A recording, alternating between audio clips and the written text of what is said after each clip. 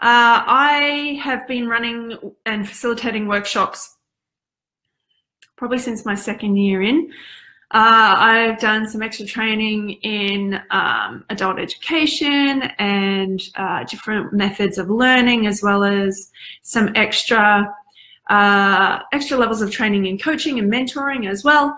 So I love creating interactivity that allows for people to interact with you, to have an experiential experience in your workshops, rather than just sitting there and absorbing a whole bunch of information because you're just vomiting information at them. So today's discussion is specifically for Nats, Nuts, Herbies and Prackies who want to do the one-to-many model, where instead of saying one-on-one people, you can actually speak all of the knowledge that's in your head out to one-to-many. And then you can leverage that to make money off it, because then you don't have to do one-on-one, which we all know has a bit of an upper limit on the amount of time that we have.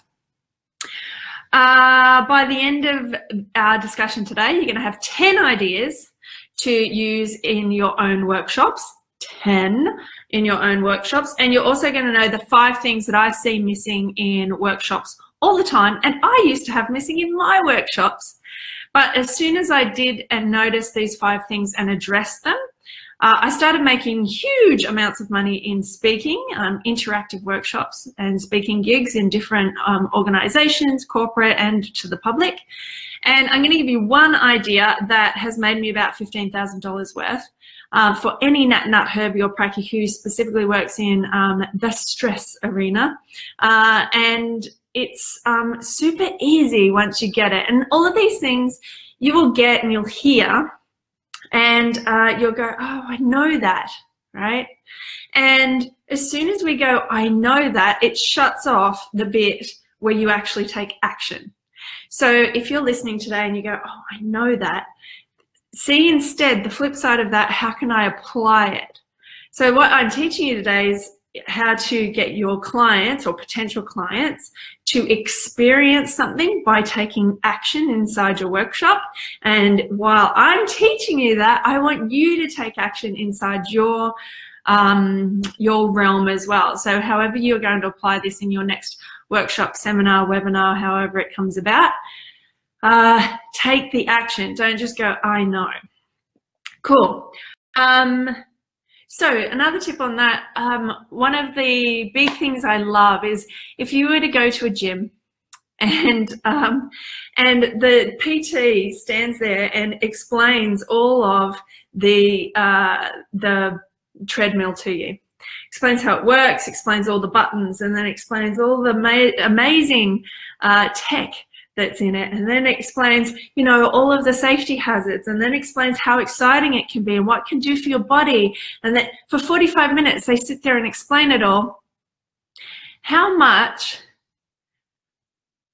are you going to learn, and how much are you going to improve your health by sitting and listening to that? Not much, right? Sitting and listening to it isn't going to change anything for you. We are so swimming in information, but it's an entirely different thing to get on the treadmill and do the things that we need to do to get the thing done. And so the doing, the experience, what it feels like to take action is very different, and it hits on a part of us as humans. It's called kinesthetic learning. There's 3 different learning styles, and many of you guys who do lecturing and things like that will know about the learning styles of behavioral change model. But learning styles, some people are visual. Oh, well, we've all got audio, visual, and kinesthetic. So you could be hearing things and absorbing information that way. You could be seeing things and absorbing it that way. I'm partially kind of photographic memory. So when I was learning things, I would see it as the picture that I had drawn out. And then kinesthetic is how we actually physically do things. We see it a lot in clinical practice with kids with ADHD and spectrum kind of disorders, that their particular learning style is much more a kinesthetic learning style. Dyslexia as well. the way in which information comes in really easily if we're in it, if we use our body in it. And that's what I'm trying to get across to you guys today, that your workshops can work better if you come across on all of these different learning styles and not miss any. So that's number one that I see missing in our workshops, is that we just sit there and spout off a whole bunch of information. And I have totally done it myself. I remember one of my first workshops, and I had an amazing friend of mine come along, and she said, "It's so cool. I love it. My brain vibes when you talk, and it's so cool. I really get what you're talking about and how, you know, these hormones work with the liver, and the liver works into the gut, and then the gut gets them out. I totally get it." But everybody else in the room just got vomited upon with lots of information, and they're going home just full of information. And I sat back and I really took it in. Apart from, you know, getting that kind of feedback can really, but I put my all into that. Didn't you see my slides? But being vomited on with a whole bunch of information doesn't help the person to then take the action. A lot like standing there explaining what the treadmill looks like, sounds like, feels like, what it does, how many buttons it has, how it works, isn't going to actually get the person on the treadmill. So hi to everybody who's just joined us: Alison, Kirsten, Carla, Jeanette, Louise, Mel. Please ask any questions along the way. But we're into the second thing that is generally missing to make our workshop work. So the first one was learning styles and being applicable to all learning styles, particularly the kinesthetic learning style, instead of vomiting information on everybody. Number two is making things interactive. When we do things by ourselves, nobody can tell what's going on in our head. When we do it by ourselves, or when we don't have to get into a conversation, no one can tell if there's any questions going on inside our head or if we're off track. Being interactive, activating with somebody else, being interactive allows for a conversation to happen, a two-way conversation to happen.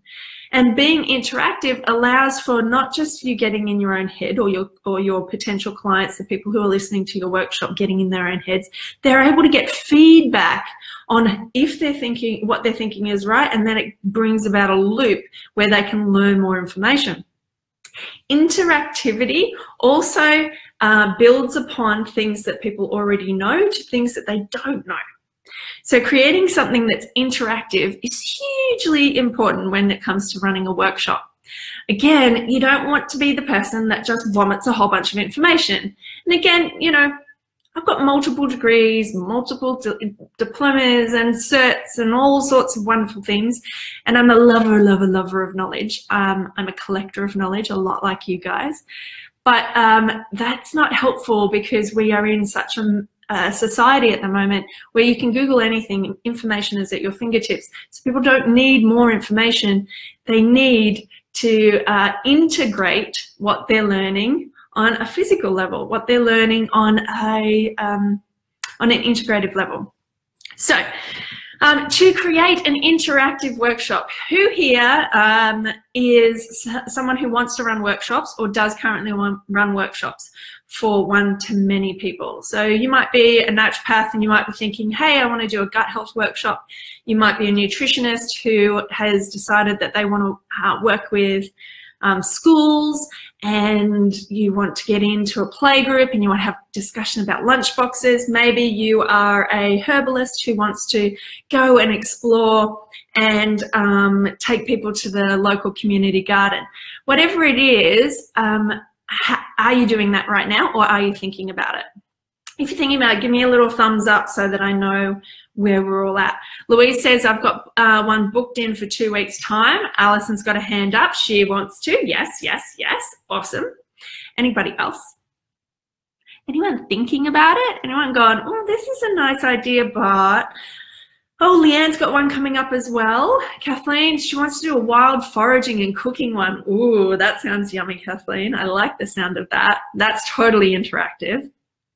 Julie, oh my goodness, I'm running my first workshop tonight. What universally awesome timing. Oh, congratulations, Julie. I'm so excited for your peeps. Bridget, I have mine and fellow naturopath's first workshop at the end of the month. Super cool. And Cindy, about to plan my first one. And Mel says, I'd love to incorporate my previous antenatal class teachings into a later education on pregnancy and birth. Oh, that's nice. I was just about to give an example for that. Jeanette, I'm not sure how I would incorporate it with my ideal client. Cool. And Frances, thinking about it, more nutrition label reading or family nutrition. Beautiful. Oh, this is so good. So what I love about workshops is with one-on-one, you get to go nice and deep and narrow, but with many people, you get to really go in a broad kind of aspect with so many people, and then they are able to share that same kind of information with their families or their work friends or their whatever. It creates such an amazing ripple effect. And yeah, I love workshops, and I love that you're all thinking about it. It's really cool. It's also a really great way to make money. You know, having multiple people in the room versus one person in the room. And it's much easier to create a know, like, and trust factor when you're standing up there in front of people as the expert. And I use expert lightly. It's just you happen to be in front of the room because you have done more study and more information and more experience than the next people in the room. So you are standing there in a place of authority, and in that place of authority, instantaneously there's a know, like, and trust factor when you're creating that environment in the room. So somebody's more likely to book in with you one-on-one or for your retreat or for your next thing up in your business model. Mel's scared about it though, and she'd like to work with others to do it as well. Okay, cool. So there's a couple of different concerns that come up with it, but once you've got a little bit of a structure, or you've at least know something that's worked for somebody else, you can kind of fall back on that rather than listening to the fear. So here is my 10. Here's my 10 ideas for nats, nuts, herbies, and prackies to run an interactive part of their workshop. Are you ready? Okay, first one is for gut health. Who does gut health? I would hope all of you do. We all know that it all comes down to gut. Okay, gut health. Some of the biggest things to do with gut health is that people just don't know what's inside of them. So for me, my background was originally in forensic science, and I worked in a morgue, so I was able to see the insides of everybody. And if I was able to see the insides of everybody, then I instantaneously know what a gut looks like. I know what intestines look like. I know what a gallbladder looks like because I used to chop them up. I've chopped up whole legs before, but a lot of people have no idea what's sitting inside them. When you point out where different parts of your body are, they don't know that. They don't know that your large intestine goes from this side all the way across to the other side. And if you were to actually massage it that way, you would stop all your constipation and things. So some of the things that we totally take for granted, that we have learnt bit by bit by bit over our training, let alone our ongoing training, the public don't know. So being able to just share with them things like, how long is your intestines? And given your intestines, if we're talking about gut health, then the opening part of any gut conversation really is, what is a gut? So first, how long is it? Like, we are talking a massive tube. It's 8.5 meters in actual fact.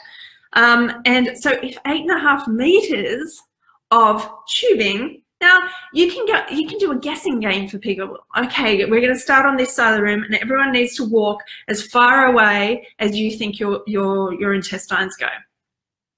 And then we're going to pull out a rope and do it. We did it with stockings and filled it up with toilet paper, so it looked like a gut. And so 8.5 meters, and you're slowly pulling it out, and everyone's going, whoa, it keeps going, it keeps going. So you can keep going with that kind of thing. So 8.5 meters is how long it is. And then when people are considering that their food has to take a certain amount of time, or it has to travel that far, and what transit time actually is, and what affects that, and which part of it's a small intestine, which part's a large intestine. So we're talking about lots of different things there. But then the next step when we're discussing guts is usually the surface area, because that's where all the action happens, right? The surface area is where all of the little villi happen. We're talking about probiotics. We're talking about absorption. We're talking about absorption issues. We're talking about inflammation issues. We're also talking about issues when it comes to food intolerances and other bits. It's all happening on that absorptive surface. But does anyone know how big that surface is?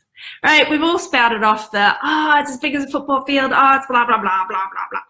In actual fact, a study, and I think it was put in Nature or The Lancet in 2014, actually shows that it's the same size as 6 double bed sheets. 6 double bed sheets. Anybody can hop in their workshop space and have 6 double bed sheets with them.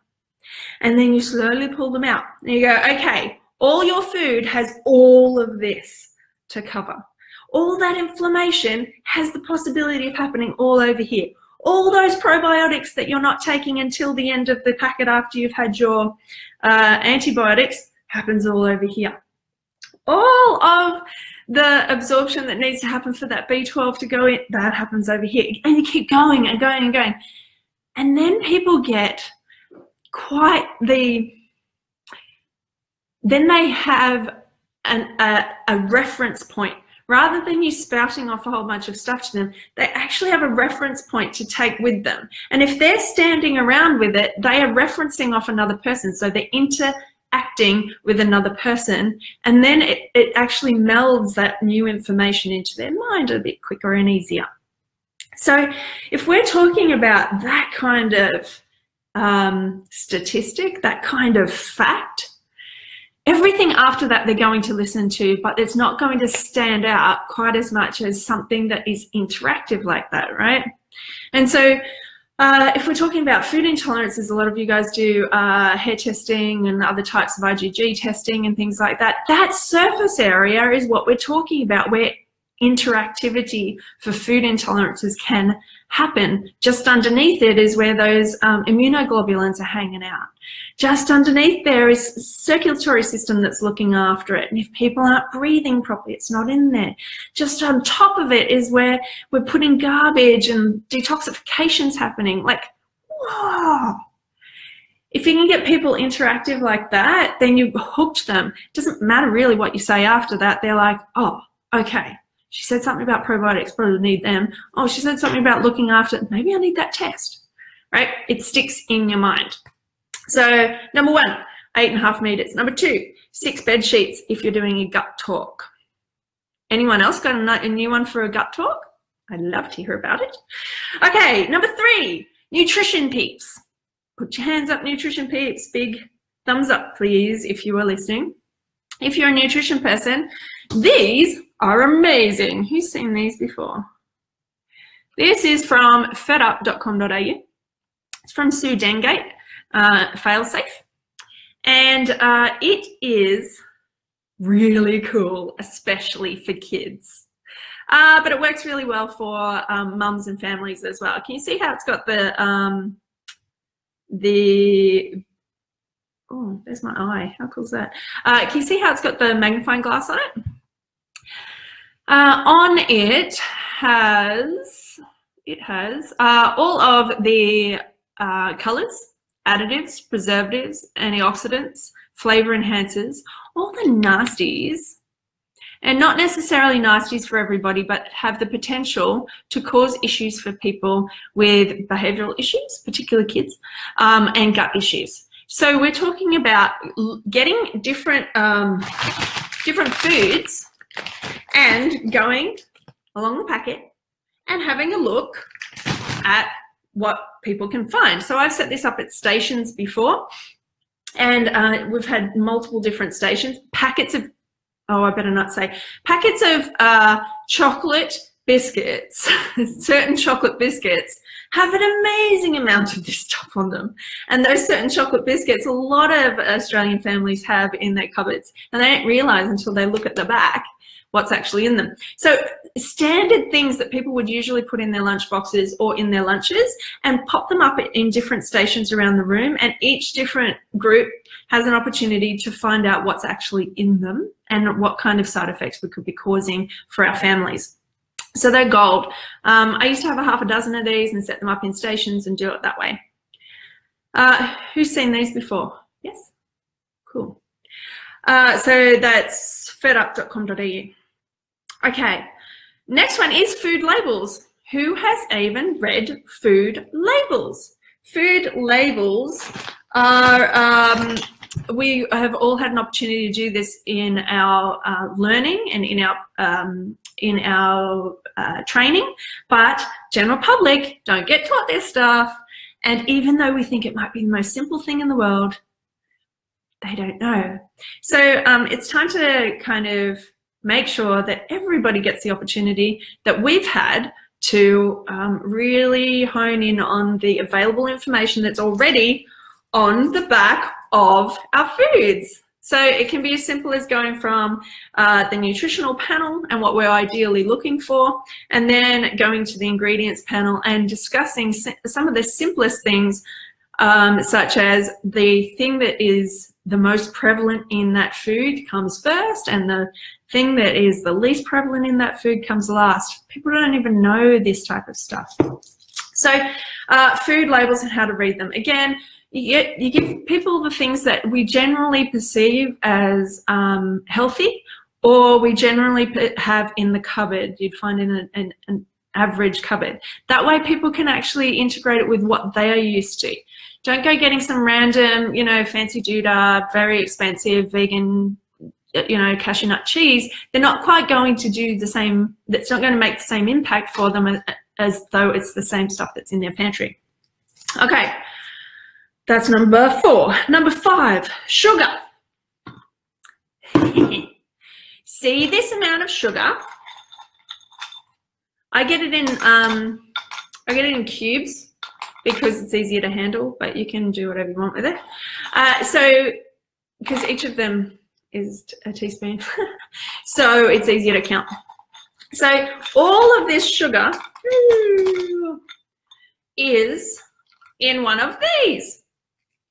And all of this sugar takes however many minutes to burn off. So putting bowls of a particular amount of sugar and getting people to try and match how much sugar is in each. Now this, on the other hand, 1, 2, 3, 4, 5, 6. This is how much is in this whole bag. So can you see that making it relevant and making it obvious to them in a way that is already in their pantry is going to give people a much better idea about what's actually happening. So again, I put bowls of sugar and multiple different things next to them, and they have to figure out how much is in each and how much. And so we had one where we had rebounders. I had 3 rebounders, and people had to jump on them for as long as it took to burn off 5 of these. So then you get an idea, okay, maybe I shouldn't eat that donut on the weekend. Maybe that can of Coke can of cola isn't the best thing. So giving people a reference point that is real, not a reference point that we go, okay, well, yeah, that has 100 grams of sugar. We don't even know what 100 grams looks like. You know, people aren't even aware that their teaspoon that they put into their cup of coffee in the morning has 5 grams of sugar in it. You know, what does that look like? What does it sound like? What would it be like? These are really cool. Yeah, and Mel, like you're pointing out, there's some really great ideas for kids, but at first we think it's for kids, but this type of education hasn't happened for adults either, and they don't have a reference point to teach their kids, let alone teaching kids themselves to be empowered and then kind of teaching upwards. So the things you think are okay for kids are super cool for adults as well. All right. So yes, we've done that. Oh, and then the movement thing. So how long does it actually take to burn off X amount of kilojoules? And not all kilojoules are the same. So we want to be looking at okay, if there's this amount of kilojoules in our sugar, but there's 0 vitamins, there's this amount of kilojoules, but there's this many vitamins. And so I've kind of mixed that up before as well. And you guys might have seen the image that's available for how much sugar is in water, orange juice, different varieties of soft drink.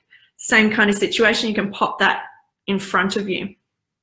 And all of the things that you buy for your workshops are all totally claimable through your business as well. The first time I did one of these workshops, I did it for a non-for-profit, and I was freaking out going through the checkout with a bottle of fizzy cola that I like had a physical reaction to buying it.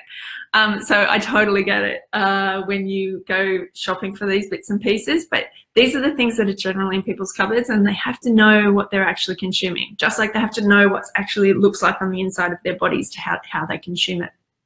Okay, where are we at? Okay, cool. Next one, skin and mucosal services.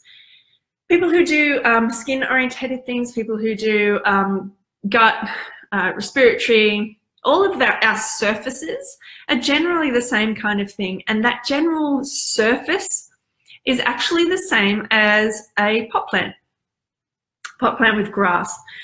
So I have got a tray before with grass sitting on top, nice fresh grass, or a herb in a pot plant and having some type of moss along the top or grass along the top, because then you're able to see the analogy between what a surface is actually doing, how it absorbs, and if you've got it in a tray, you can lift it up and show that the different root structures that are underneath, circulation, different lymphatics, things that are draining, and then we're putting it down, and then we're looking on the top surface, we're looking at all the different absorption that's happening, we're looking how it changes and how the surface area changes, we're looking at all these analogies as well.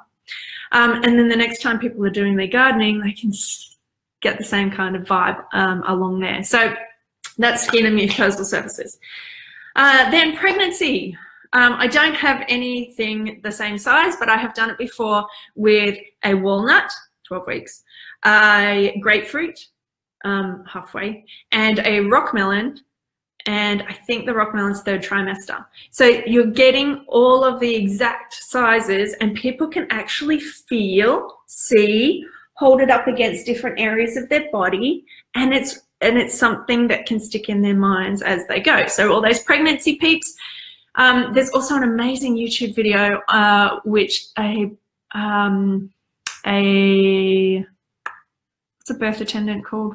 A midwife who was doing amazing example of what it's like to actually have the cervix get wider and wider, and she did it with a balloon. So check that one out as well.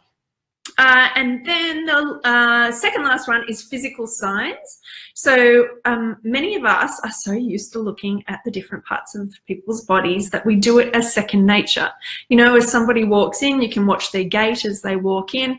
You might notice that they hold their mouths in a certain way. You might notice that they're looking quite pale. You might notice different parts, you know, the circles under people's eyes, the turgor of their skin. We automatically do it, but again, the general public, they're not sure and they don't know. And it's really empowering, especially for kids and teenage women, teenage girls, to get them to pull down their eye and have a look at the conjunctiva. Maybe you're going to get them to pull back their hand, have a look there. Maybe you're going to get them to look at their nails. You're going to show them and empower them with the signs and symptoms of possible nutrition deficiencies for themselves. This way, when they start to realize them, you don't feel disempowered that you're giving it over to somebody, your job, you're giving it over to somebody. Feel empowered that you're empowering somebody else. The second that they realize, oh my goodness, that's why I'm tired, I've got to go and see her, is what the next kind of step is. It's not, oh my goodness, that's why I'm tired, I won't go and see her again. There are other things at play there, but you're empowering somebody to recognize what's going on inside their body. So physical signs is a really good one. Checking out tongue signs as well. and even giving them the opportunity to listen to their hearts. Kids love listening to their heartbeat, and it's so beautiful to watch. And it's an amazing thing to be able to tell them all about what's actually happening there, how to look after it, how to calm it down, how to breathe, how to move really fast. And we can do that with adults as well. So physical science is a really good one. Last one, you all want to know the one that gave me 15 grand's worth of speaking gigs, right?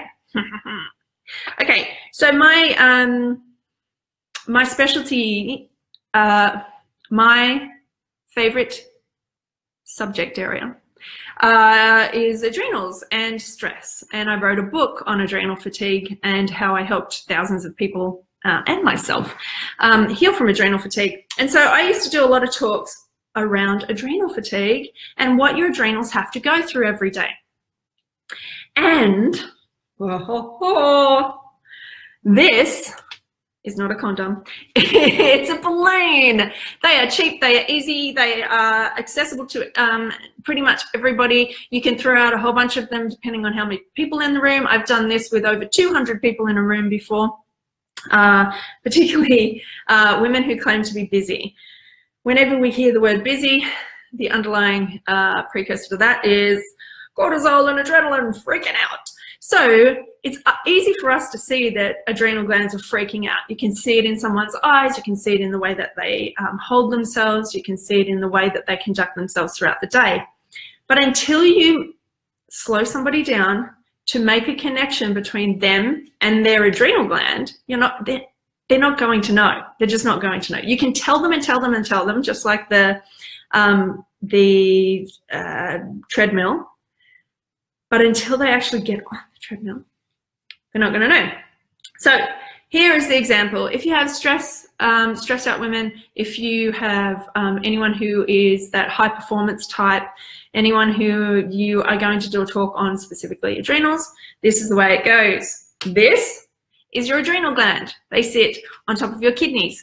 They look like squishy stress balls, and they look slightly pyramid shaped. This is it for the time being though. And every single time I'm going to talk to you about the average day for an average busy woman. Every single time that I describe something that is relevant for you, that has happened for you the past week in a 24-hour period, you need to blow in the balloon.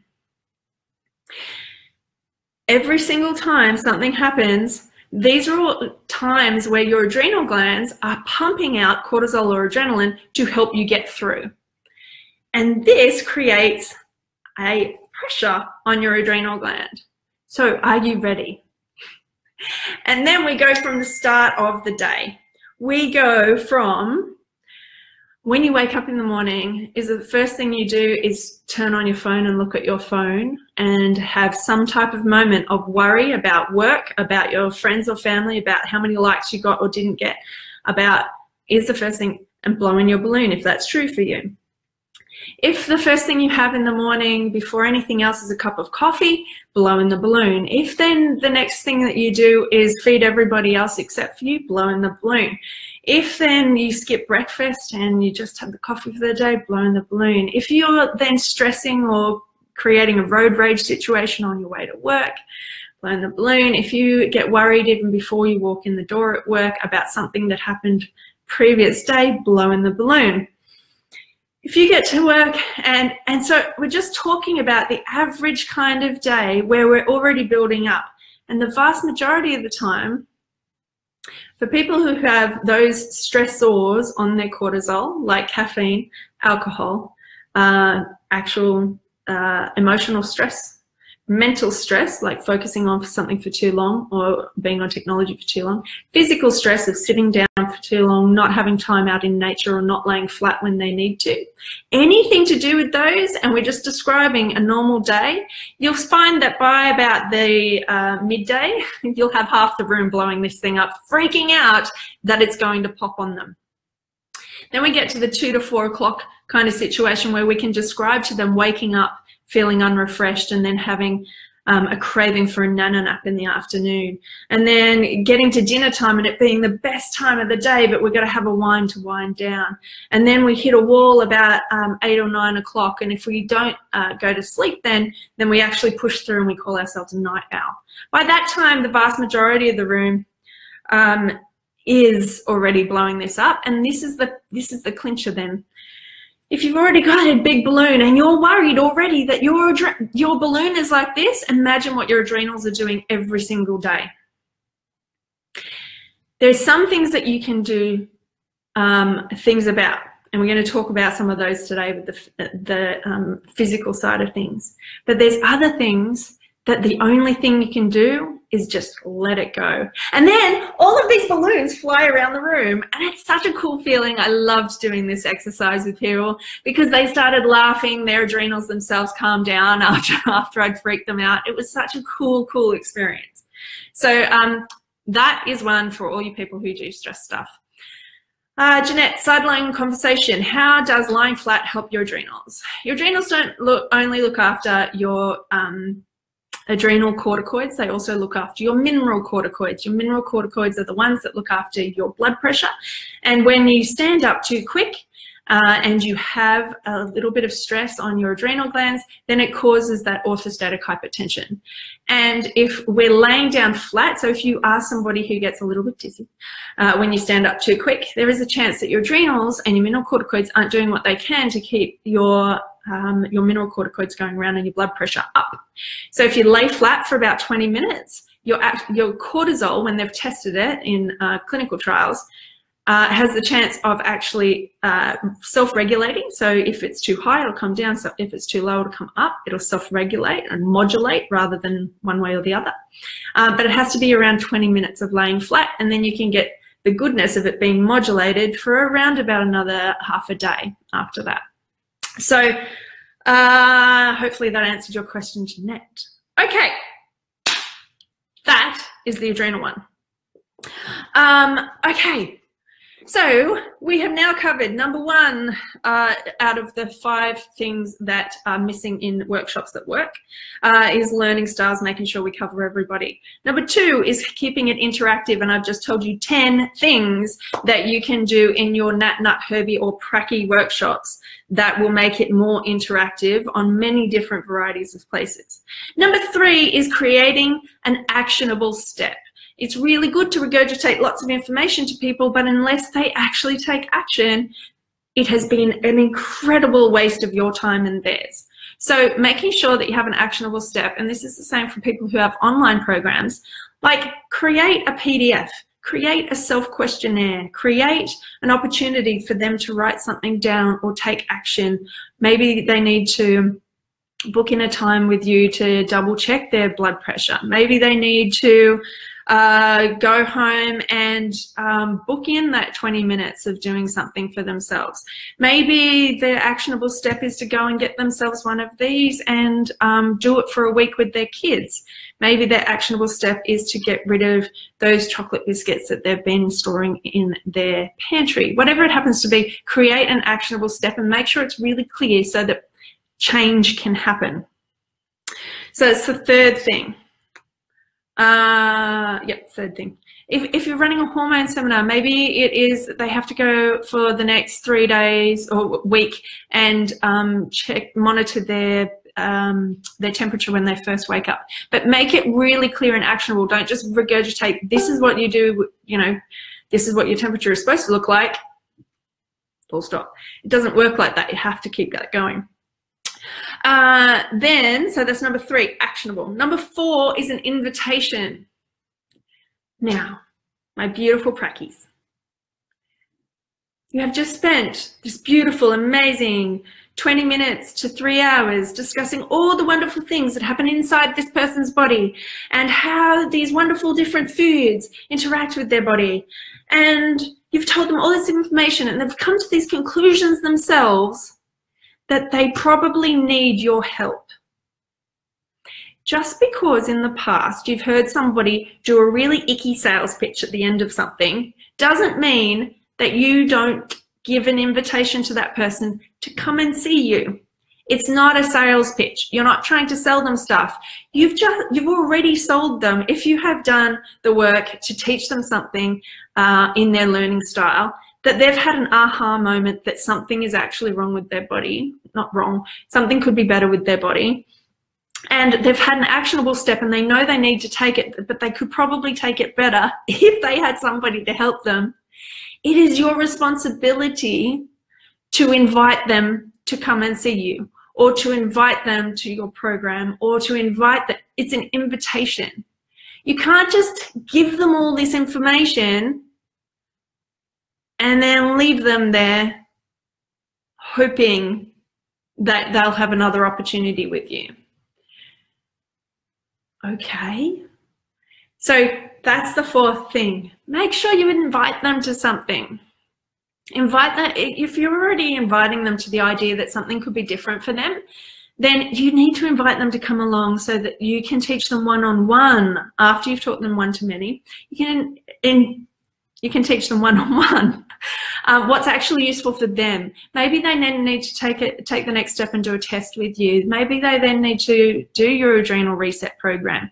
Maybe they then need to come to the next series of workshops, or you might invite them to the retreat, or maybe you're going to have an e-course especially for families that has heaps more recipes and things. But if you just leave them hanging there, how are they going to know? Nobody's a mind reader. You have to be able to invite them. So that's really important. That's number 4. And that's what's missing in the vast majority of workshops I see. And it's because we have, as practitioners, we have this weird little inside block around, well, if I invite them to something, I'm selling them something, therefore I'm making money, and that is bad.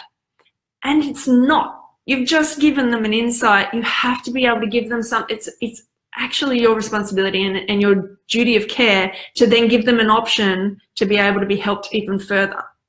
If they don't want to, that's okay. They just say no and then they walk away. But if you haven't invited them, how do they get to say yes or no? You don't give them a choice by not giving them an invitation. So make sure you create an invitation at the end. Okay, 4. Number 5, fifth thing that's missing in the workshops that don't work is that you don't leverage them. Now, I'm getting this a fair bit in the club at the moment, in the Naturopreneur Club, which is our group mentoring program. We're starting to see lots of people doing workshops, which is really cool. And it's awesome because you get this amazing feeling. Doing a workshop just fills up my cup every time, if you're a workshop person. If you're not, that's okay. You don't have to, there are millions of other ways of doing things now with technology to be able to teach one-to-many. But if you're in a workshop, you freak out, freak out, freak out, freak out. You do your thing and then you feel amazing because you've helped people and they're having aha moments and it's amazing and all this stuff. And then you finally come down from it. You're having your cup of tea late at night and you go, oh, I forgot to take a photo. I was so in it, I forgot to take a photo.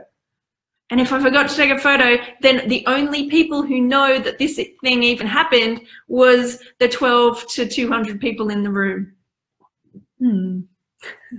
So make sure you leverage the thing that's happening. Leveraging can be as simple as taking a photo while you're there. A beautiful shot of you running a workshop, a beautiful shot of people in the crowd putting their hand up and headed towards you can be leveraged all over the place. It can be put on social media, that you do workshops, that you're a speaker, that you create interactive now that you've already learned how to do that. You can send it in emails, you can pop it on your website, you can put it under the speaker's profile on your website, you can put it under your media tab on your website, wherever you want, but you have to actually take the photo. So that's the first kind of level of leverage. The next level of leverage is that you get the thing actually recorded, because then you won't have to do it all over again next month or next week or wherever it happens to be. If you get it recorded, not only do you get the money coming in or the people that you help within that first group, you are then able to help so many more people and get recurrent income from other people who you're helping, because they've then got the recording. They might be in the middle of whoop whoop. which is half of you guys aren't in the capital cities areas, over half. And that means that unless I do something online or I record things, you guys don't get to see it. So making sure that you can find a way to record it is kind of the next step of leverage. And then the step after that is, if you've already presented and you've got some beautiful slides and you made a whole slide deck and you created some stories and you did all this wonderful work, you've already got a full package that you could quite easily record online. And if you're recording it online, then you can create it as part of a series. Or you could repurpose the content that you already have as part of an e-course.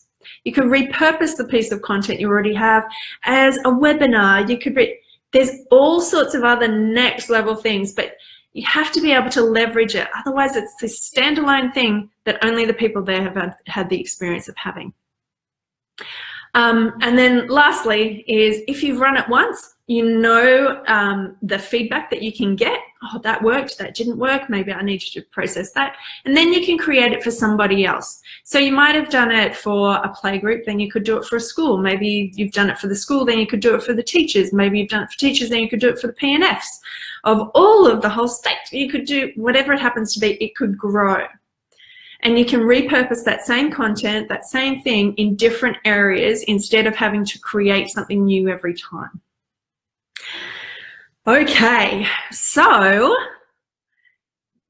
if there's any questions, please ask them now. Otherwise, we have covered the 10 ideas to make money in your workshops, 10 ideas to make your workshops interactive, specifically for Nats, Nuts, Herbies, Prackies. We have covered the 5 things that are missing that actually make workshops not work, and they are making sure that you are checking in with people's learning styles or behavioural change, making sure that your workshop is interactive, making sure you have an actionable step so that people aren't just getting more information, making sure the number 4 is inviting people to the next steps. It's your responsibility. It's your duty of care to invite them to their next steps of their health journey. And number 5 is making sure that you have leveraged your time, that it isn't just a one-off that is never used again. Okay. If there isn't any other questions, I am so grateful for you guys to show up here today to learn something that you can apply in your practice. And just like every other training Thursday, you need to take some action. Otherwise, I am standing here doing exactly the same thing I'm telling you not to do, which is explain what the treadmill does and describe what the treadmill does. And you get all excited about the treadmill and then you do nothing. So I saw all of you guys writing down right at the front all the things that you want to do. You are coming out with pregnancy ones. You're coming out with workshops and talks coming up, lunchtime ones. You are coming out with talks for schools and families. You want to come out with talks for mental health. You want to come out with a gut talk. Some of you have talks coming up this evening. How can you apply those 5 principles that I told you today, or just one of them, to make your workshop work for you? I am super excited to see what you guys create. If you are in the Naturpreneur Hub, make sure you share it with us on a Celebrate Any Day if you've used any of these tips or tools, or if you just want to celebrate the fact that you did a workshop, because it's an amazing feeling once you're done. If you're not in the Naturpreneur Hub, come and join us over there. We have conversations like this every day. And if you are wanting to come and hang out with all of us in a real live workshop that I am creating, even next level interactive to what I did last year with the Success Sessions, come along to the Revolution series, the Naturpreneur Revolution series, which is in a state capital near you, Australia and New Zealand, in June 2018. And I will catch you guys in real life and high-five you and blow balloons with you and stick Post-it notes everywhere and do all sorts of yumminess in our next live series of workshops, and give you hugs, because I'm a hugger, and share tea with you. And I'm super excited to meet you in real life if you are coming along for those. Otherwise, take the action you need to take to shift your business and to make your workshops work.